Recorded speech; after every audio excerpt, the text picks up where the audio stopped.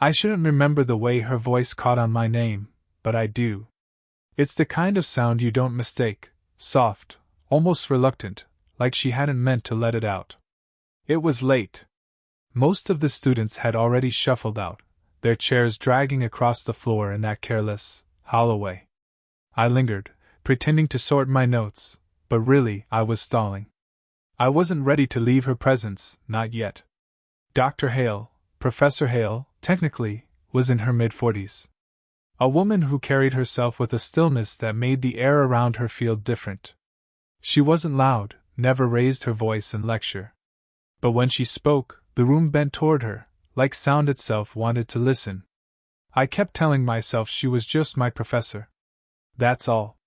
And yet, the longer I stayed, the more I felt the pull of something I couldn't name. "Do you need help with something?" she asked.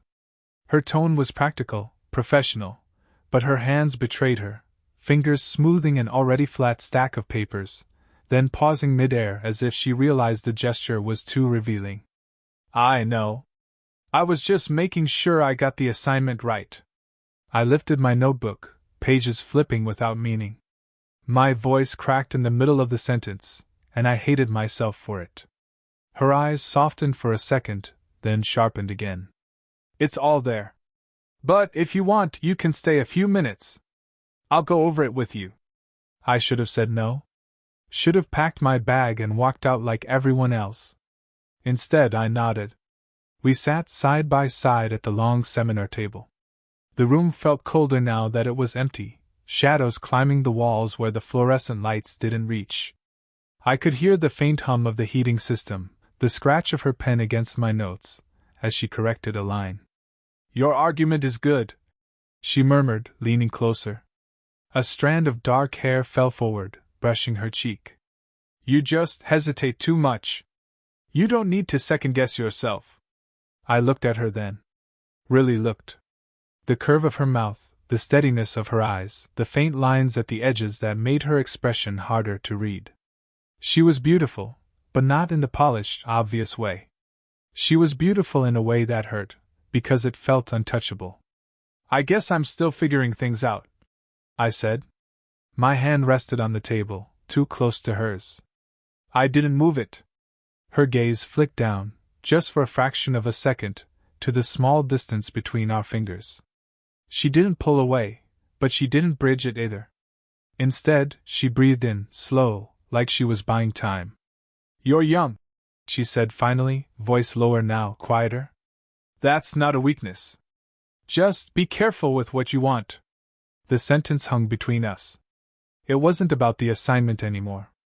We both knew it. I swallowed hard, my throat dry. My hand twitched, barely, but enough. I thought I imagined it when her pinky brushed mine. The lightest touch, accidental maybe, but deliberate enough to leave me unable to think of anything else. She froze.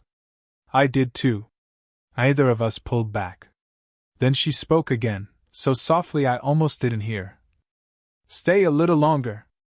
I kept telling myself I'd leave in a minute. Just one more page, one more question, one more reason to stay. But the room had gone quiet in a way that didn't feel academic anymore. Her hand was still close to mine on the table. Neither of us moved. The hum of the heating system filled the silence, steady, too steady, until she finally broke it. "Do you always linger like this?" she asked softly, not looking at me. Her eyes were fixed on the notes, though she hadn't turned a page in several minutes.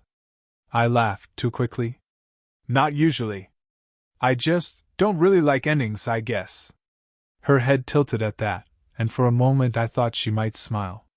Instead, she exhaled and leaned back in her chair, folding her arms as if holding something in. "Endings," she repeated. "That's fitting." I wanted to ask what she meant, but the words tangled in my throat. I settled for watching the way her shoulders curved in, protective, like she was trying to fold herself small. The silence stretched again, and then, without warning, her phone lit up on the desk. A name flashed across the screen, half hidden by her notebook. She snatched it up quickly, almost too quickly, pressing the side button before I could read it. "Sorry," she murmured, tucking the phone face down. Her tone was clipped, but there was something raw beneath it. I swallowed. Someone important? Her eyes darted to mine. For a second, I thought she might scold me, but she didn't. She hesitated instead, then shook her head slowly. Not anymore. The air shifted again, heavier now, colored with something I couldn't name. She wasn't untouchable. She was human, breakable, holding something fragile in her chest. I should have looked away. I should have stood up, made an excuse, saved both of us from what was happening. But instead I leaned forward, drawn in like gravity. You don't have to tell me, I said. But you don't have to be alone with it either. Her lips parted, and for a heartbeat she looked younger. Not in age, but in the way her guard slipped. Vulnerable. Unarmored. And then it happened. A small, unthinking motion. I reached out, brushing my fingers across hers as if to ground her. She didn't pull away. In fact, her hand turned ever so slightly, just enough to meet mine. My pulse hammered. Every part of me screamed to stop, to pull back, to remember where we were and who she was. But I couldn't. I was caught. Just then, a sharp knock rattled the office door. Both of us froze, jerking our hands apart like guilty children. My heart slammed against my ribs. Professor Hale? You in there? A male voice called, another professor, maybe, or staff. She closed her eyes, steadying herself before answering. Just a minute! Her tone was controlled, but her hands still trembled as she smoothed her papers. I stood halfway, torn between escape and staying. She looked at me then, really looked, and for the first time, I saw fear flicker across her face, tangled with something else. She mouthed the words so quietly only I could hear, "Don't go." The knock faded, footsteps retreating down the hall. The door clicked shut again, leaving us in a silence so sharp it almost hurt. Her hands lingered on the papers she'd stacked too neatly, as if order could hide the chaos under her skin. I could see the tremor in her fingers before she pressed them flat against the table. You should go, she said at last, though her voice wasn't firm. It cracked on the last word, soft in a way that contradicted everything she meant it to be. I stood, halfway to the door. But my feet wouldn't move. Do you really want me to? That made her look up. Directly this time. Her eyes weren't guarded anymore. They were tired, bare, almost pleading. You don't understand, she whispered. Then tell me. My throat was tight. Tell me what I don't understand. Her jaw tightened. For a long moment, she said nothing. Then, in a rush, I can't. She stopped herself, pressing her lips together like the words themselves might break her open. She turned away, staring at the bookshelf against the wall. You're too young. I'm supposed to know better. The confession hung between us, fragile and dangerous. I should have let her words settle, respected the line she drew. But instead I stepped closer. Then why am I still here? Her breath caught. She didn't turn, but I could see the tension in her shoulders, the way her body fought itself. I reached the edge of the table, close enough to feel the faint warmth radiating off her. Don't, she said, barely audible. But her body didn't move away. I forced a shaky laugh, desperate to break the weight of it. You think I don't see it? The way you look at me sometimes? That made her whirl around, faster than I expected. Careful, she warned, but it came out softer than she intended. Her eyes searched mine, fierce and vulnerable all at once. Don't say something you'll regret. Maybe I already will. I shot back. My hands curled into fists at my sides, not from anger but to keep them from reaching for her. The room seemed smaller now, air thinner. Every sound outside the office, the faint hum of a vacuum down the hall, the distant closing of doors, only made the moment sharper. Finally she spoke, her voice trembling but steady enough to land. Do you know what happens if we cross this line? I swallowed hard, unable to answer. I didn't know. I only knew I couldn't walk away. Her gaze locked on mine, unflinching now, as if daring me to close the distance. And then silence. Heavy, loaded, stretching between us like a live wire. She didn't move. Neither did I. But her eyes said everything her mouth couldn't. The silence between us should have ended the moment. Instead, it stretched tighter, until something had to snap. And it did, just not the way I imagined. Her phone buzzed again, face down on the table. This time she didn't move fast enough. The screen lit, and my eyes caught the name before I could stop myself. Ethan. She saw me read it. Her face strained of color. Slowly, she reached for the phone, but I spoke before I could think. Ethan? That's my brother. The words landed between us like a stone in still water, ripples spreading out and breaking everything I thought I knew. Her hand froze inches from the phone. For a long, agonizing second, she didn't breathe. Then she let her fingers fall back, curling them into her palm. I should have told you, she said, her voice small. This wasn't supposed to happen. My chest tightened. My brother. The brother I barely spoke to anymore, the one who'd moved states away, whose name only came up at holidays. And yet, hearing it here, in this room, in her voice, it twisted everything into something messier, more dangerous. You know him? My voice cracked on the question. She nodded once, slowly. We saw each other. A while back. Before you and I ever. She trailed off, realizing how it sounded, how close she'd come to admitting something neither of us dared say aloud. A rush of heat burned my ears. So what am I then? Just what? A mistake? Her head snapped up, eyes wide. No. Don't you dare think that. Her voice was sharp now, the professor tone I knew from class, but underneath, it shook with something closer to desperation. You're not a mistake. This, she gestured between us, her hand trembling, is the problem. Because it doesn't feel wrong, and it should. Her words hit harder than I expected. I should have pulled away, should have respected the history, the mess, the boundaries already fraying. But all I could focus on was that she hadn't denied what was happening between us. I don't care about him, I said, too fast, too raw. He hasn't been in my life for years. You're here. Now. With me. Her lips parted, a protest on the edge. But it never came. Instead, she pressed her hands flat against the desk like it was the only thing keeping her grounded. The weight of the room pressed down on us, her past tangled with my present, my brother's ghost suddenly in the middle of something fragile and alive. Finally, she whispered, not quite looking at me. You have no idea what you're asking for. I took a step closer anyway. Then tell me. Tell me what it is you're so afraid of. Her eyes snapped up, meeting mine with a fierceness I hadn't seen before. And for the first time, it wasn't silence that followed. It was her question, low and deliberate, aimed like an arrow.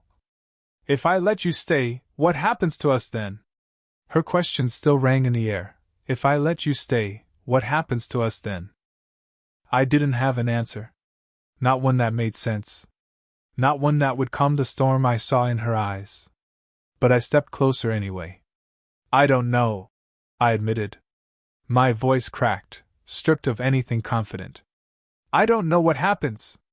I just know I can't keep pretending I don't want this. She turned away sharply, as if the words physically struck her. Her hand gripped the back of a chair, knuckles whitening. You think wanting is enough? You think it won't destroy us both? I swallowed hard. My chest ached with everything I couldn't put neatly into words. Maybe it will. But isn't it already destroying us, standing here, pretending we don't feel anything?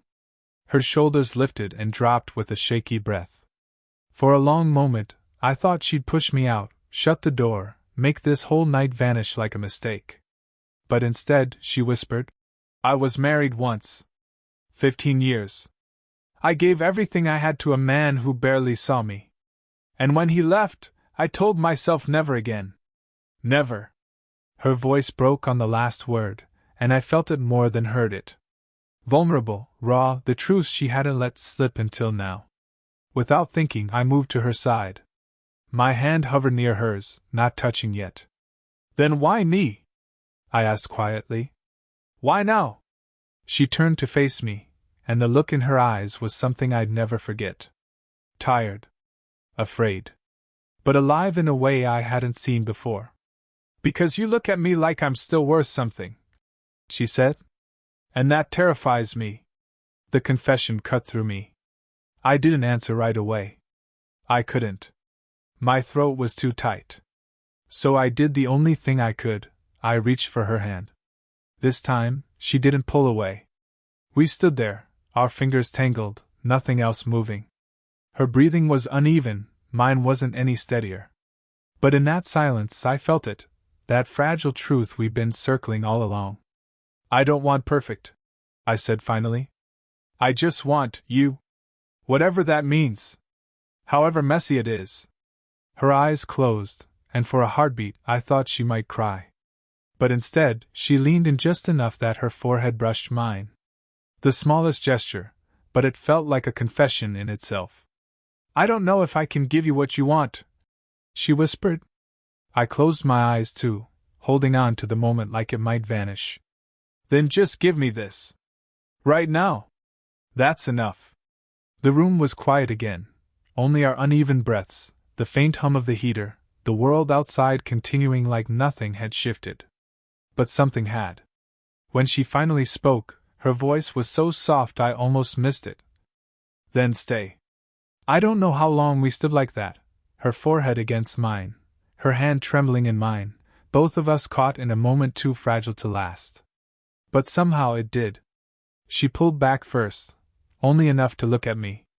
There was no professor's authority in her expression now, no careful distance. Just a woman, tired and brave, finally letting herself be seen. You know this isn't simple, she said. I nodded. I don't want simple. Her lips curved the faintest smile, but it faded quickly. Your brother. I told you, I interrupted gently. He's not part of my life anymore. He doesn't get to decide this. Only we do. That seemed to ease something in her, though not completely. She exhaled slowly, like she'd been holding her breath for years. You make it sound so easy. It's not, I admitted. But maybe that's the point. Maybe what's real never is. For the first time that night, she didn't argue. She didn't try to push me away or hide behind reasons. She just let the words sit there, filling the room with something heavier and yet strangely lighter. When she finally gathered her things, she didn't ask me to leave. Instead, she walked beside me out of the empty building. The campus was quiet, the air cool, and for once I didn't feel like I had to hide the way I looked at her. At her car, she paused with her keys in hand. The silence stretched again, but this time it wasn't dangerous. It was expectant, waiting for what came next. I don't know what this will become, she admitted. Her voice was softer now, no longer trembling, just honest. But I know I don't want to pretend it's not here. Something in me broke open at that. Not relief, exactly, something deeper. The kind of feeling that made all the tension, all the fear, worth carrying. Then don't, I said. Don't pretend. She studied me for a long moment, like she was memorizing my face. Then she reached out, almost shyly, and touched my arm. Just that. A quiet promise, nothing flashy or reckless. But it was enough. And in that touch, I understood, we weren't running anymore. We weren't hiding. We were choosing. It didn't erase the complications, her past, my brother, the lines we'd crossed. But it gave them shape, turned them into something we could hold instead of fear. As I watched her drive away that night, I knew I'd never be the same.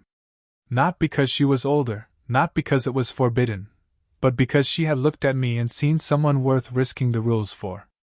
And for the first time, I believed it too. Sparkles, did you enjoy the story? Sparkles, what kind of stories would you like to hear next?